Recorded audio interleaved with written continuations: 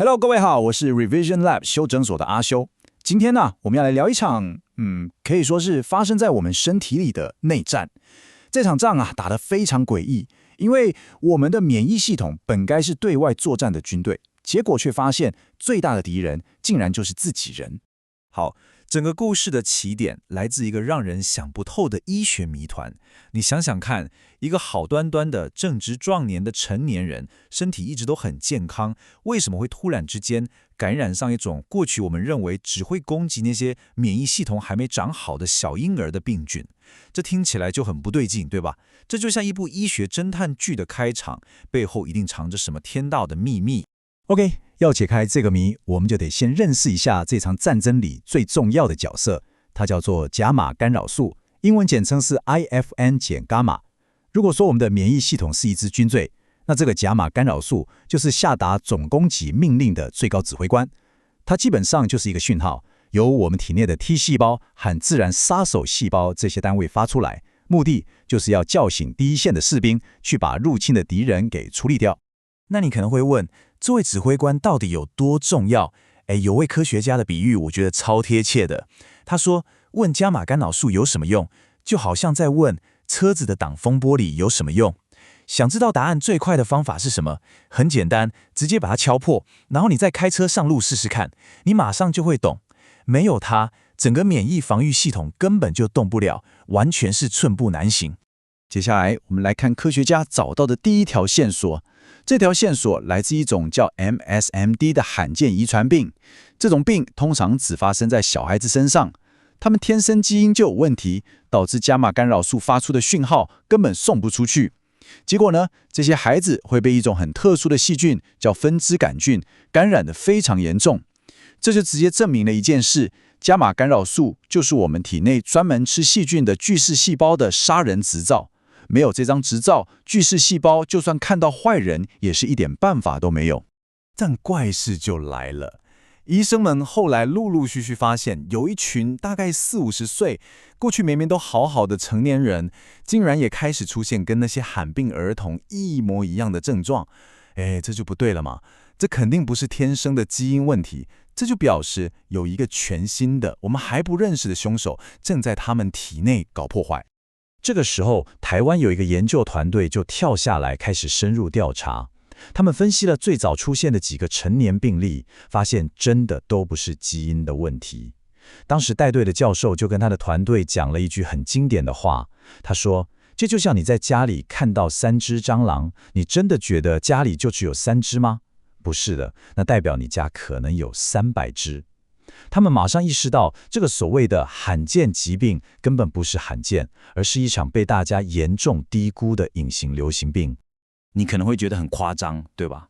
但在那個時候，整個醫學界都覺得這只是非常非常零星的個案。你猜猜看哦，在台灣團隊開始研究的時候，全世界所有已知的成年病例總共有幾個？答案是只有少少的17個。但是從全球已知的17個到現在，光是這個台灣團隊，單單在台灣就找到了超過350個確診病例。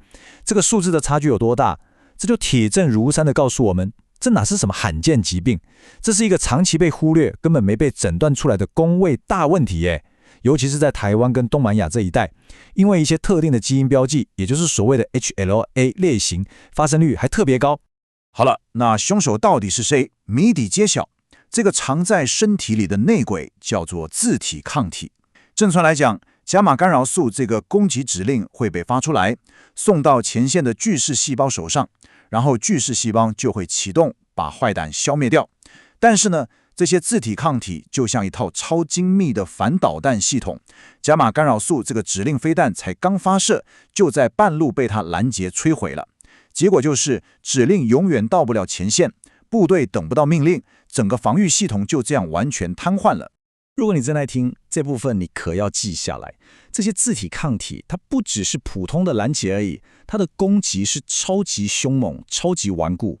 科學家去測量它抓住伽馬干擾素的力道，我們叫親和力。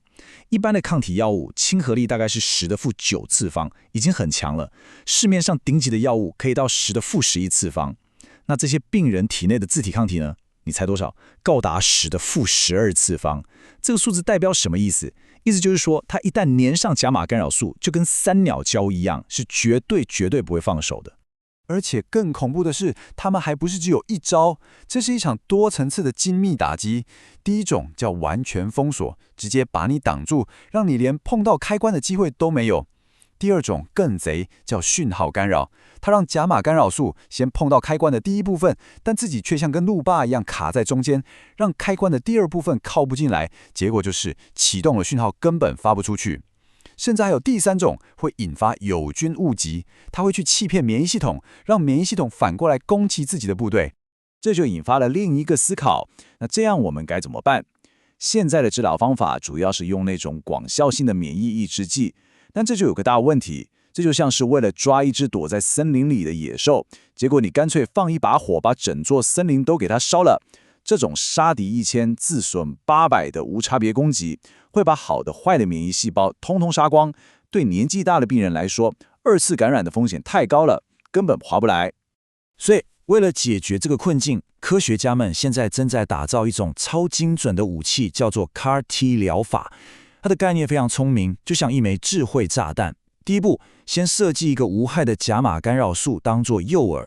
第二步，把這個誘餌裝到一個 T 細胞，也就是我們的彈頭上。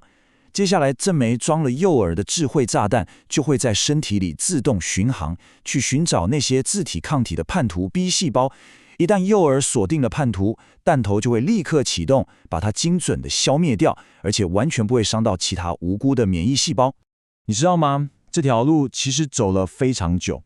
從2005年第一次有病例報告，到2008年台灣團隊決定投入研究，中間花了快10幾年的時間，才終於把整個疾病的機制和它驚人的規模給弄清楚。而現在，這個像智慧炸彈一樣的精準療法，總算要進入開發和臨床試驗的階段了。這整個過程完美地展示了基礎研究是怎麼從病人的痛苦出發，最終一步一步走向能夠改變無數人生命的醫療創新。更重要的是，我們要理解，這不只是發現了一種新疾病而已，它的意義在於它定義出了一種全新類型的免疫缺陷。在這之後，科學家們才陸續發現了其他也是由自體抗體所驅動的疾病。舉個最直接的例子，後來大家才發現，造成大概10%的新冠重症患者死亡的元兇，其實就是另外一種攻擊我們體內干擾素的自體抗體。好，總結一下今天的重點。一個一開始被大家認為是極度罕見的疾病，透過台灣科學家們鍥而不捨地追查，不只揭開了我們人體免疫系統裡驚人的內幕，找到了致命的內奸自體抗體，更重要的是，它催生了像智慧炸彈一樣精準的 CAR-T 新療法。這整個過程，從一個醫學謎團到基礎研究，再到藥物開發，形成了一個非常完整的價值鏈。這也讓我們不禁去思考，對一個所謂罕見疾病的深入研究，是不是真的有機會點燃一個國家整個生技產業的未來希望呢？今天的內容就到這邊。如果你覺得這期有幫助，記得馬上點讚、加訂閱、加開啟小鈴鐺。我們正在衝訂閱，需要你的支持。我是阿修，我們下次見，拜拜。